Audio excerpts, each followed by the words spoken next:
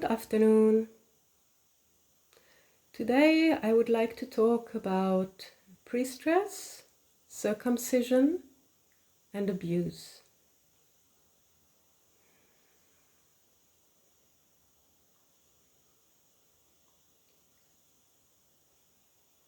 I keep deeply in myself this remembrance of what in its true way priestess and priestesshood is meaning. Generally, nowadays, I think we need no adjectives and we need no archetypical designs. We need just to be as modern as we are. Especially for me, priestesshood is coming back to the real nature, coming back to the real, simple, as I would say, naked design of nature, of your true self, of the natural surroundings, and of your own sovereign understanding. I feel there is like centuries and centuries of belief systems and outer pressure and outer government that has left its prints. And since a time, I'm freeing up all this manipulated space in my cells to come back to listen my truth and to simply be divine. So with the circumcision in many countries, mothers have to give over their little baby child to a man that is not even from the family. And this man tells them that in the name of God, the child is not born entirely okay. But isn't the child the most holy, innocent thing? Most holy, innocent being, most holy, innocent body, person? So I could feel that all these child boys, these new arrived human people, they feel terror, lots of pain, and they lose the trust in the woman, because if you can't trust your mother that she takes care about you and she gives you over into the arms of somebody that cuts a piece of your genitals in the name of God, you can't even trust in God then. And that's the point where a human person is losing trust in sovereignty, trust in holding its own God inside. So my priestesshood is reminding you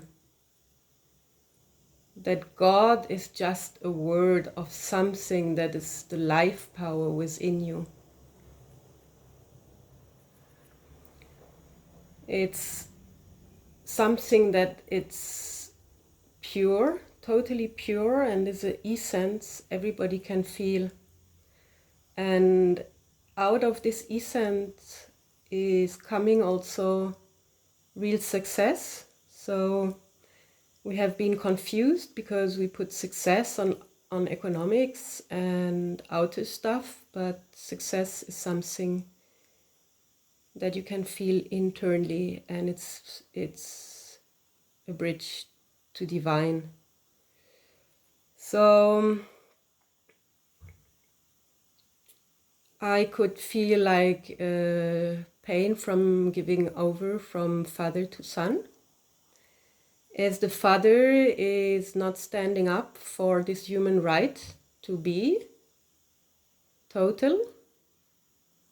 He's totally giving its power to some belief systems or religious leaders. So what we have there, we have like since hundreds of years, men that grow in the not possibility to trust. So isn't it the important thing for us human to recover this? It's a chain, and it's a lot of violence and abuse that had happened.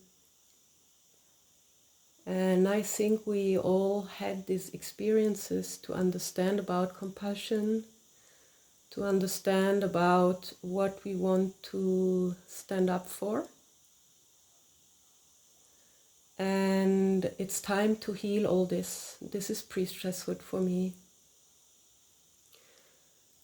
First step is to watch inside, to let all these things,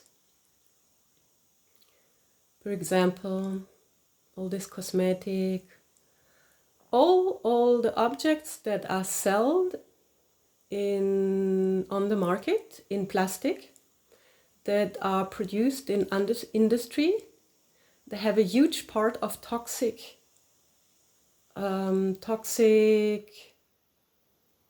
influence, and they're leading away from health and from the holy structure of nature. So they all lead you away from your holy divine structure. In the moment you feel inside and you reclaim your sovereign power, and you step out of victimhood and you decide what you want for you, without no fear of no government, no system, no father, no priest, no religion, no nothing. Just if you have fear, you can feel it, and you can go to the ground of why you have fear. Nowadays, I see is not so much reason to have fear, because actually nobody lastly was burned on a witch fire, and we have to start to see the truth. The terror of our days is, for example, abuse, violence, and especially done on children. Children are pure and they're coming to this world, and they somehow feel a lot betrayed by the adults, by the mothers and fathers, giving them over to a circumcision. In the gland of the penis, there is a huge connection to the heart. And the heart is the real organ where you can be governed of, because the heart is this holy connection to love, and love is the only real base of life. We come out of love and we go back to love, and we enjoy love, and we enjoy physical love. So imagine if with enjoying physical love and sexuality, you grow in a society where the first arrival on earth was cutting your genitals. This kind of mutilation is the beginning of mute, and it's the experience of the bad, it's the experience of the very dark, of the contrast to what you really are, of the contrast to your own light. So I hope the people that can feel this inside, I will stand up to hold the geometry of the sacred bodies and not give up. There is a lot of trash around us. There's trashy meanings, trashy names, trashy food, trashy holiness. But inside we all have one magnetic point where we exactly know that's the point. That is you government. And there's just one true love that is prepared for a real good future, the law of love. And each and every person choose this love on a single way. And that's why there's so much prosperity, because we are so many people. It's very important to step out of this fear-based thinking. Fear that you are not part of a group, fear that you're not good enough, fear that you have to serve God or have to put a cream on your face. I stand for eliminating all this. I shine out my love so it burns away the need of extras, of things that actually only are muting and mutilating your amazingness, your sovereignty. So in the last years, there's a lot of woman work going around, and I also had the luck and the joy to participate in training programs, priestess training,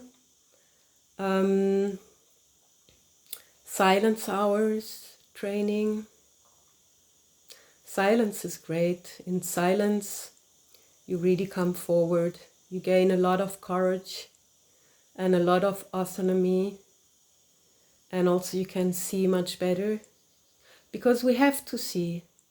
There's millions, actually millions and millions of kids. They're raped and tortured. There's millions and millions and millions of adults that there are still putting their power and their movement in to obeying to this very dark and painful happenings. And just watch carefully while you go to a supermarket. Can't you survive with buying in the market? Can't you just bake a bread? I know there is a lot of pressure. People that are working, they rush from one place to the other. But there is an inner work. There is this work of shining out your light. And for me, the real priestesshood is to shine out peace. You're producing peace if you're peaceful. All the gifts that you bring into the world of your beauty, of your sincerity, of your compassion, of your singing, and of your silence. When you move, the air is moving, and the waving of your movement can travel from one country to the other. And if you move with this love to your own body and with the grace of being a woman, or the power of being a man, this is in the atmosphere. You have to be very, very careful of what you think, how you think. Can you think in peace? Every sword is an electrical call of reality into future. So let us dream a beautiful future where no abuse is happening, where in the silence of the heart of the people, the divine love is talking. And let us remember that we don't eat money and that together we live on this very prosperous earth.